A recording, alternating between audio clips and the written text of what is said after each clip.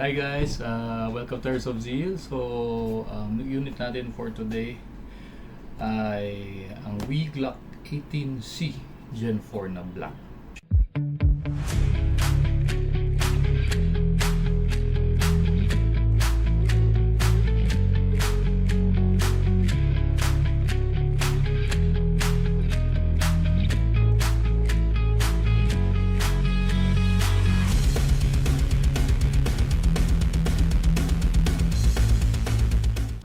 So, ito ang order ni Sir Jason Lazatin ng San Jose del Monte, Bulacan. So, shoutout sa inyo sa San Jose del Monte, Bulacan. And syempre, pinapa-shoutout din sir ang kanilang page, ang Cool Breeze Aircon Specialist. Okay, located yan sa area nila.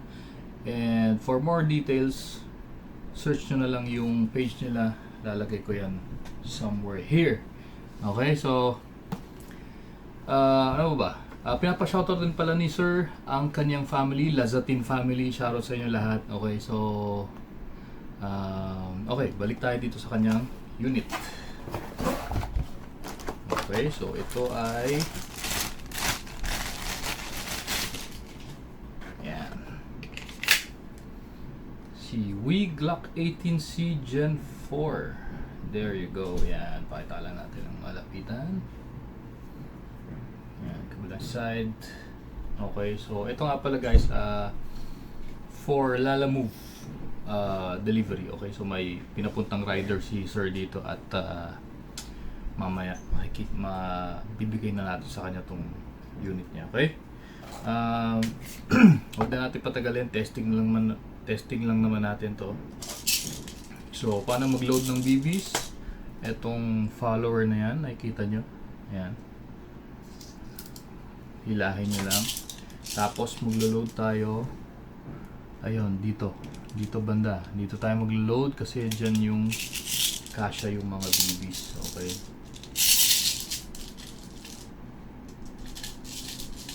Ano ba yan?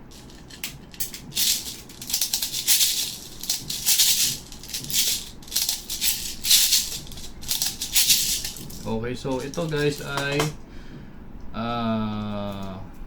yung WeGlock 18C is semi-auto and fully automatic. Okay, so ito yung selector switch nya. Pag naka taas yan, semi-auto, and pag nakababa, full auto. Okay, so testingin natin yan mamaya. And ano ba? Maganda yung Glock dahil una-una, very simple. Okay, so hindi siya yung tulad ng maraming moving parts. Okay, so ibig sabihin mas lessen yung possibility na may masira sa kanya. Okay, so ayan, loaded na with gas and BBs. Salpak sa unit. And nasa na yung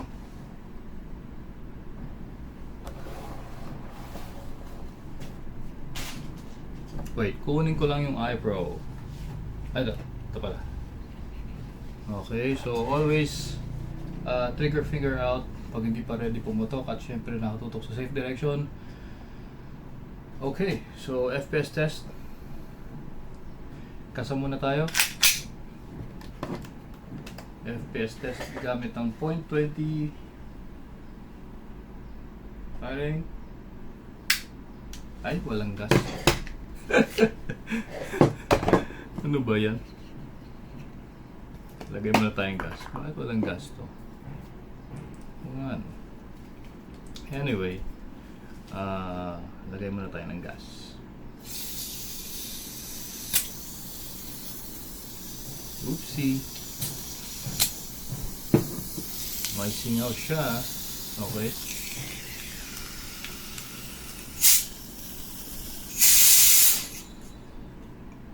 Wait lang, check muna natin, okay?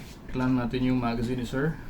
And syempre, tanggalin muna natin yung mga BBs.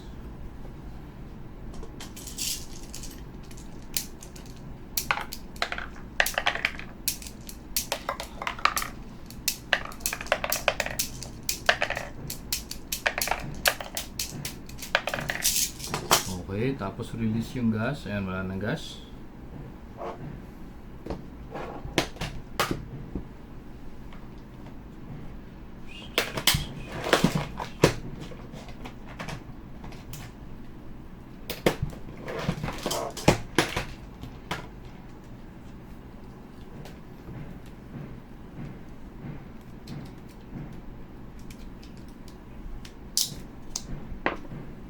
Okay, saan siya missing?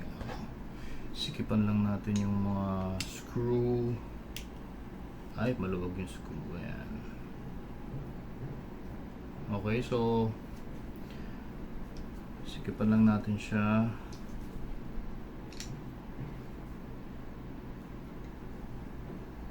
Makita.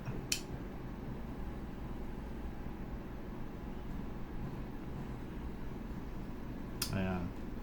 Then, yung inlet valve, sisikipan na rin natin. Skip naman. Tapos, try natin yung gas ulit. Lagay tayo gas.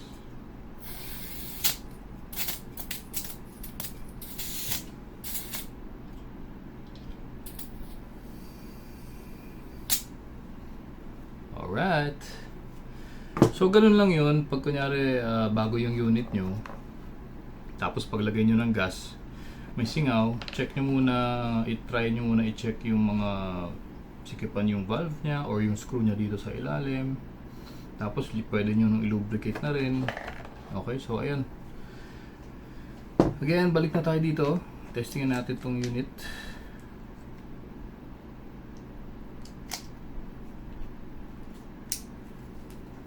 Okay, so load tayo ulit.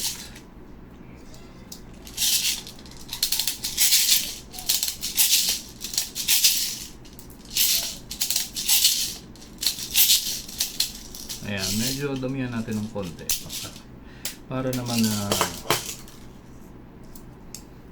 okay, so ayan, damihan natin ng konti para ma-enjoy natin yung full auto kahit pa paano. Ayan. Okay, tapos load tayo ng gas.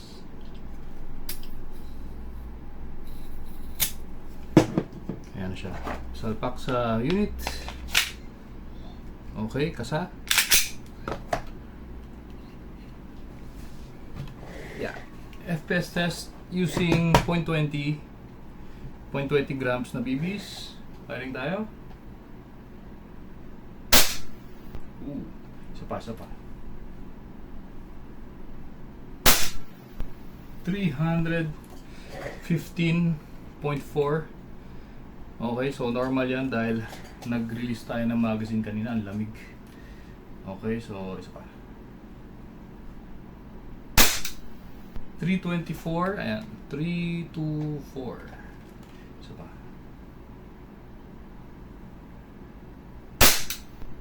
323, ayan. 300, kita, 323. Ayan. So, testing natin yung blowback niya. Semi-auto tapos full auto. Okay, so semi-auto muna tayo.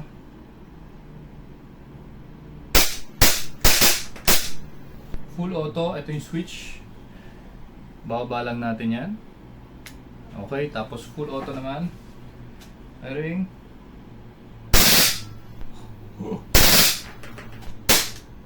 Okay.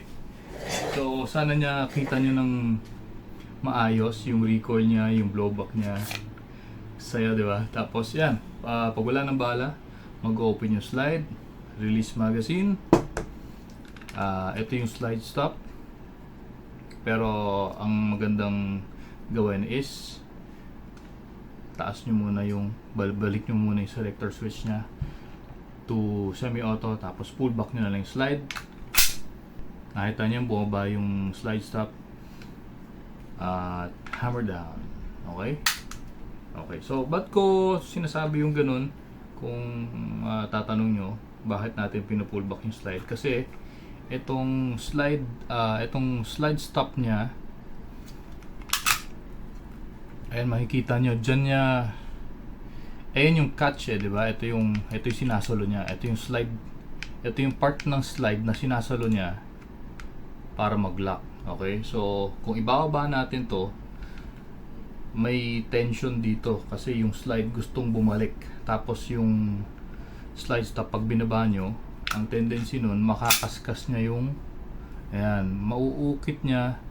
So in the long run, ano ba yan, nahuhulog, in the long run mapupudpud yung slide.